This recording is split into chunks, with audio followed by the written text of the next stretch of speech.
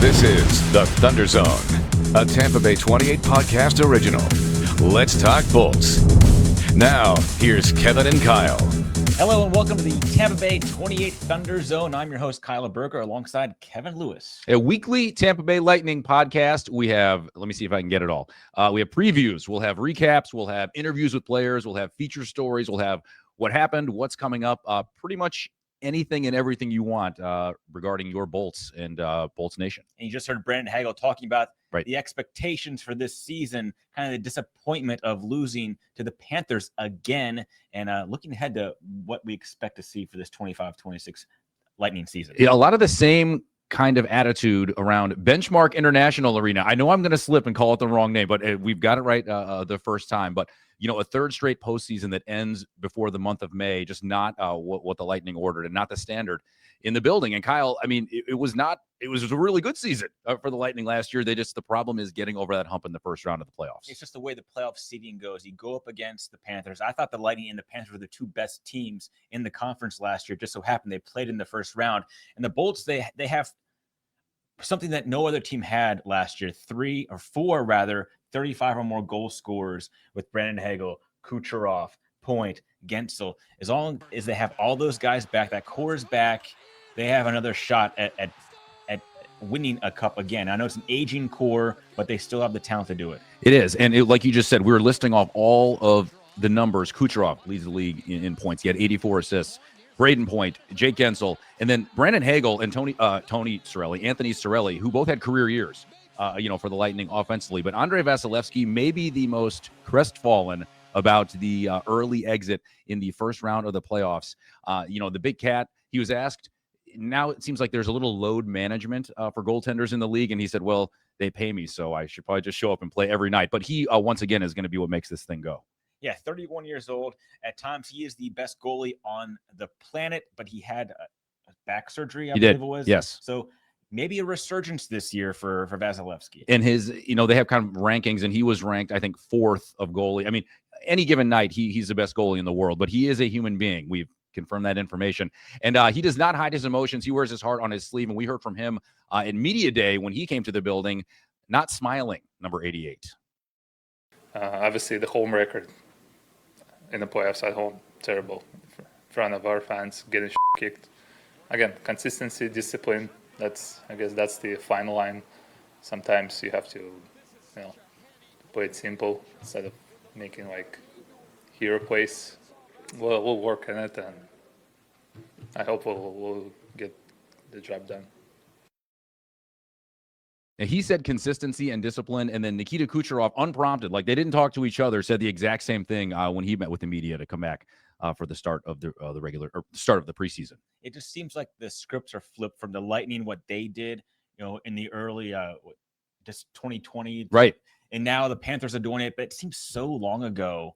Seems like a lifetime ago when the Lightning were winning. Now the Panthers are doing the exact same thing. We were talking about this, when you see Pat Maroon doing television stuff and like, man, those, the boat parades and then the parade after, that was 2020 and 2021. And John Cooper says, the best hockey in the NHL, if you would have said in the 90s that it would be in Florida in 2020s, people would think you were crazy. But the Panthers have set the standard in the NHL, and getting over the Florida Panthers hump is something that the Lightning, that's what they're going to have to do if they want to have more postseason success and play past the first round. And you just look at the physicality of the Panthers. We saw that the last week in these two preseason games. That's what the Lightning really haven't had the last few years that the Panthers have had. Oh yeah, we're going to talk more about that I think in our next segment. But yeah, I mean, this rivalry is fast becoming, because both teams for a while, if one was winning, one wasn't, and now that you have both teams competitive and both teams at the top of the Eastern Conference, it's going to stay fun, I think, because both teams are built to have success for a really long time. And one thing I think is going to help the Lightning this year, they're going to have a full season of Oliver Bjorkstrand and Yanni Gourde. They didn't have that last year. They brought them in late, but now you have the core plus depth, which the Lightning have not had. So I think those guys, a full season, everyone loves Yanni Gourde. You know what he brings to the table. Bjorkstrand's he's a good two-way player. He's a good scorer as well.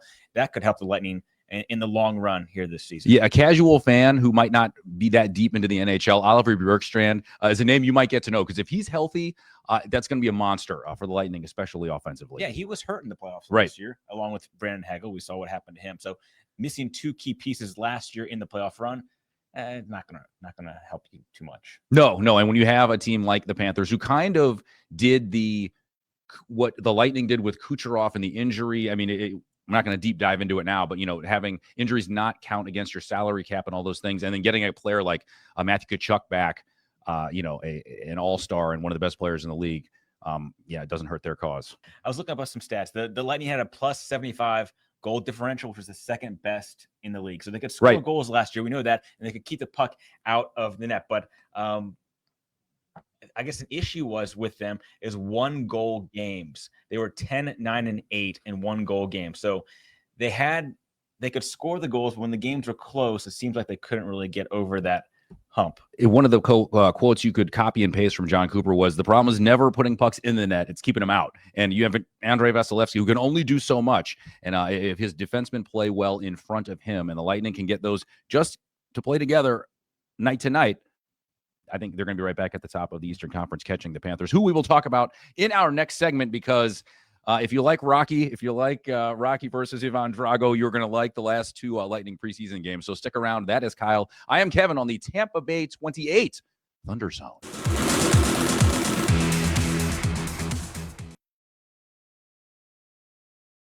Welcome back to the Tampa Bay 28 Thunder Zone. 2 Florida teams have had a lot of success in this league in the last, 6 years. And I think anybody that's been a part of this rivalry would probably look at this box score and probably not be surprised and be like, I can't believe it's taken this long for something like that to happen. So it's 2 extremely proud franchises, and they, boys, played with their heart and sleeve. Boys will be boys. Welcome back to the Thunder Zone. I'm Kyle Berger. This is Kevin Lewis. Coach Cooper mentioned the box score from that October 4th preseason finale, Lightning and Panthers.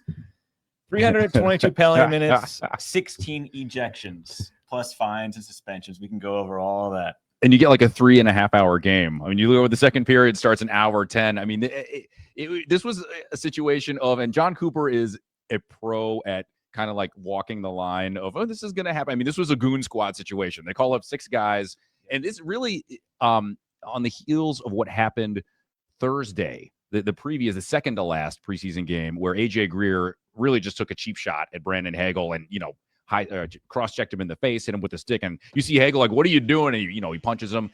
And then Scott Sabourin wanted some Aaron Ekblad, and he got on the ice and said, I'm going to throw a left hook to the dome, and got it. And he cross-checked him in the face. And then you see him just looking around for other people to hit. And just imagine like a workplace where your competition, you see them all the time, but like just one day you're on a heater and you're like, all right, bang. But I mean, it's so symbolic of what the rivalry has become, because it's good hockey, but at the end of the day, what happened to Brandon Hagel last year, courtesy of Aaron Ekblad knocking him out of the playoff series with a concussion. I mean, this really isn't going to stop anytime soon. No, because just after all that happened, the Bolts made a last-minute signing of a 6'9", 250-pound guy, Curtis Douglas, who was he was cut by Utah. He was with their AHL team. He got in a couple fights this preseason. Big dude, and you know why the Lightning signed him, because they play the Panthers here in just a couple of weeks. He probably didn't make it like Utah Jazz, probably 6'9", 250 getting their preseason. But no, I mean, you look at all the penalty numbers and everything that happened between these 2 teams, and it really doesn't surprise you. But at what point? I mean, John Cooper got fined 25 bans. The team got fined $100,000. JJ Moser got suspended 2 games. Sabourin for 4, but they sent him to Syracuse. It's kind of weird. Like wait. What happened to the Panthers? Nothing. Yeah, right. Yeah, I mean, it's their penalties and game misconducts, but it takes 2 teams to have a fight, and the other team doesn't get penalized. The NHL, it's a weird discipline handout, and it's kind of like the Jordan rules in the NBA back in the day. It's like, well, if you're a star, you get treated differently, and if you're the champ, you get treated differently, but it's not in the run of play, with calls, offside or, black and white rules violations.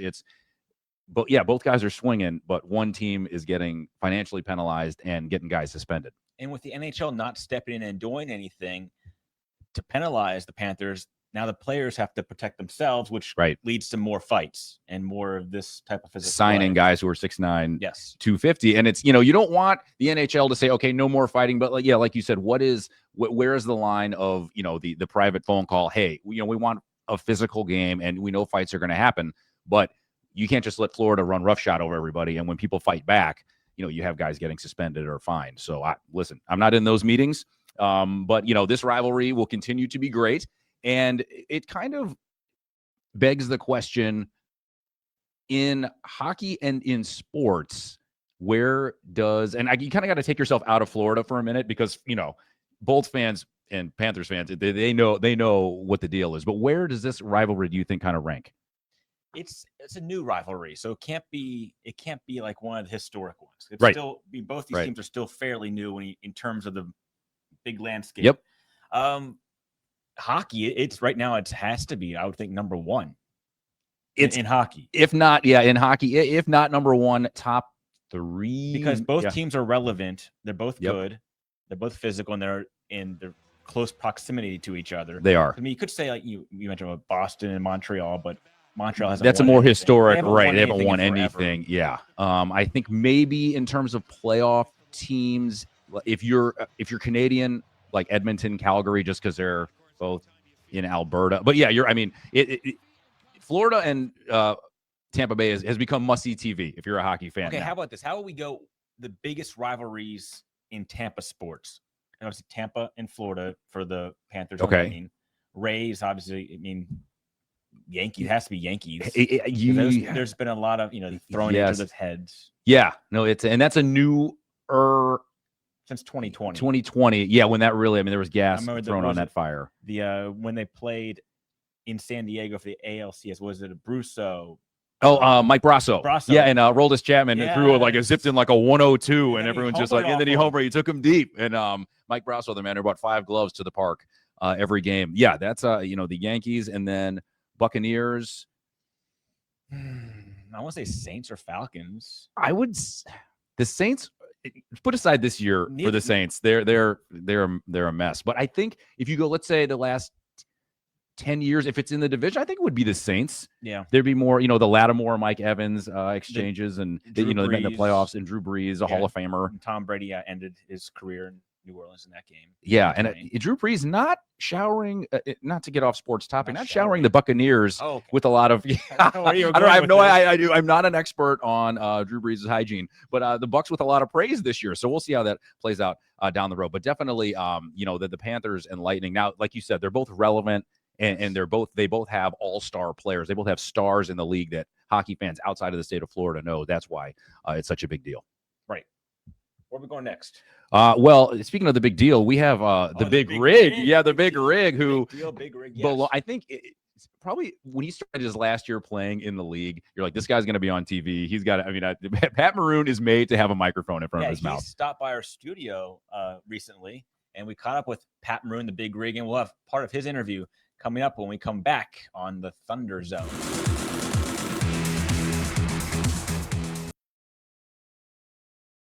Welcome back to the Tampa Bay 28 Thunder Zone. You are in the Thunder Zone, the Tampa Bay 28 Thunder Zone. That is Kyle Berger. I am merely Kevin Lewis. And now we have a little treat for you. A guy who won a Stanley Cup with his hometown St. Louis Blues and won 2 more with the Tampa Bay Lightning, clinging 3 Stanley Cup championship rings on the table. None other than the big rig. Pat Maroon is back. He retired after this last season. It had to happen. It had to happen. 37-year-old. Yes. He's played for 8 different franchises, 4 seasons with the Tampa Bay Lightning. As you said, he won the Cup in 2020, 2021. The celebrations were incredible with Pat Maroon. Now he's back with the Lightning as an alumni ambassador. So he's going to go around, promote Lightning hockey, do camps, talk to kids, just all things Lightning. So we had a chance to catch up with Pat Maroon here at the Tampa Bay 28 studios. The opportunity came to come back and work for the Lightning, and it was a no-brainer for me to work for the Lightning and what they do. But a lot of community stuff, sponsor stuff, boys and girls hockey, a lot of other things around the Tampa area, and I'm doing broadcasting too. So I'll be on the panel.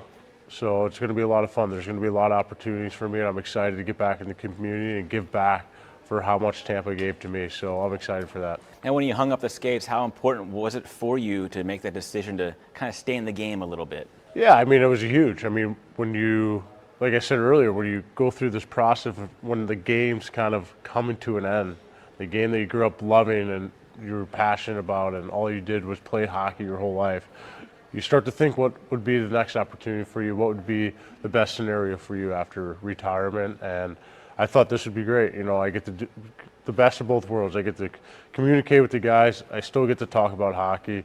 I still get to go in the community and help out and give back for how much the game gave me.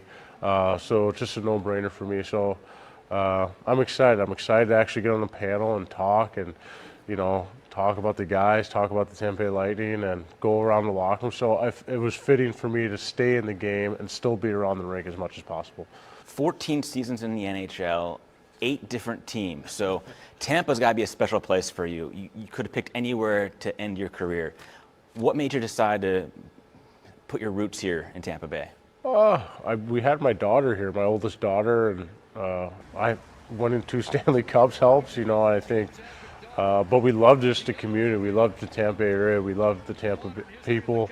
And we just love what Tampa has to offer from our family. And I think the biggest thing for me is just the people around Tampa. Everyone's so nice.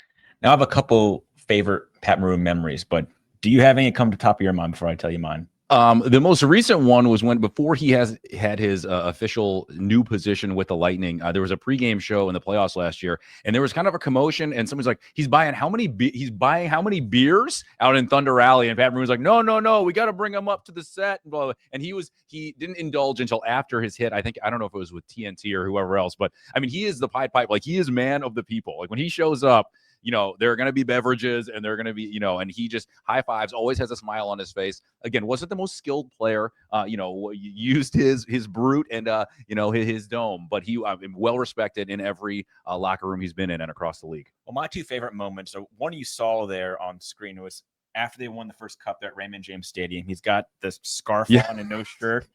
You know, kids dressed like that for Halloween. Right. Yes, I have a T-shirt with that design on it. Yeah, he's ultimate Florida man. And then also I had that video of him pouring beer into the second parade, just pouring beer into people's mouths. Yeah, But my favorite Pat Maroon memory was the 2020 when they're in the bubble in the playoffs, and he's trash talking Panthers players by calling them chicken. Oh, I remember that. Yes, yeah, no, yeah, and that's. I mean, I love that part. Like, you can watch that whole interview we had Pat Maroon on our website. He mentions that. So that's one of the that's my favorite memory of Pat Maroon. Like a little kid thing, but he's you know, this big guy just being like, everybody. He's like a playground guy, and he backed a lot of it up. And you know, nobody has won the 3 cups with 2 different teams like he did, and he's a heart and soul of most every team he's been on. So all right, that was fun. We're gonna have more fun coming up in our last segment when we wrap things up and take a look ahead, because this is a long season. So we're gonna make a couple of predictions and look at what's coming up with the Lightning on Tampa Bay 28 Thunder Zone.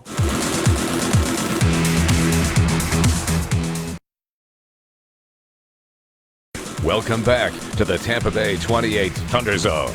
I'm Kyle Berger. That's Kevin Lewis. Big week, Kevin. It's time to drop the puck. Starting puck night. Of course, the season opener against the Ottawa Senators. But where can we watch these games? This is kind of a new, exciting thing for Tampa Bay 28 because we are the official broadcast partner of the Tampa Bay Lightning on the spot. So here, Spectrum, Frontier, Summit, Blue Stream, DirecTV. Write this down. It's also on our website as well, this list of where you can watch Tampa Bay Lightning games all season long. So rabbit ears too, antenna. So yeah, there's really no excuse. I mean, maybe there's some reasons why, but I know we have you covered all season long for the Lightning. So it is a long season, 82 games, but one of those games is going to be very, very special. You were part of it in Nashville a couple of years ago. That was a lot of fun. Yeah, the Stadium Series will be coming to Tampa Bay, Raymond James Stadium, February 1st. It's gonna look brilliant, but the game is going to be pretty cool too. Yeah, during media day, I asked all the players what they thought about having outdoor hockey in Florida. Nikita Kucherov was the only one not too excited about it because his game's built on speed. Right. And when you have ice, that might get a little slushy. Yeah, it doesn't help. The physics, like the motion, the friction, the heat outside. I mean, we all know it does not get that cold even in February in Florida at night. They are building the structure right to kind of keep it cold, and hopefully there's no rain. It's going to be history. I know. There you go, jinxing the whole thing. But it will be very cool. So again, an 82 game season. The Lightning notched 102 points last year. They won 47 games. What do you think those numbers are going to look like this year? I think it's up this year. I think they have a good, solid core. Like we mentioned earlier in the show, the depth is much better than last year. You got a healthy Andre Vasilevsky. I'm going 107 points. They'll be either 1 or 2 here in their division. I think I have 108. I think 50 wins nice. is very I don't want to say likely, but very attainable. Like you said, the roster, the core is copy and paste from last year. Nobody's getting any younger in the league, so I think that or in life, and I think that the sense of urgency is there. John Cooper, it's not a question of whether they will lay it on the line for him. I just think all the pieces coming together and staying healthy, I think is, like you said, is the big key there. Yeah, this is the season. You have to do it this year. The core is getting age. Yes, age it's is a problem. Not old, but they're not getting older. They're getting better. They're getting a little more vintage. But yeah, I mean, they know the task at hand. They know they have to beat Florida. They know they want to get back to being one of the best teams in the NHL, if not win the Eastern Conference. And they don't want to end their season in late April for a 4th straight year. All right. Well, that's going to do it for our first episode of the Thunder Zone podcast here at Tampa Bay 28. That's Kevin Lewis. I'm Kyle Berger. Anything else you want to add, Kevin? No, come back for more. We do this every week. So yeah, we'll be with you all season long. Again, previews, analysis, features, sit-down interviews, everything you want, cornucopia of hockey. So we're going to have a lot of fun this year in Thunder Zone.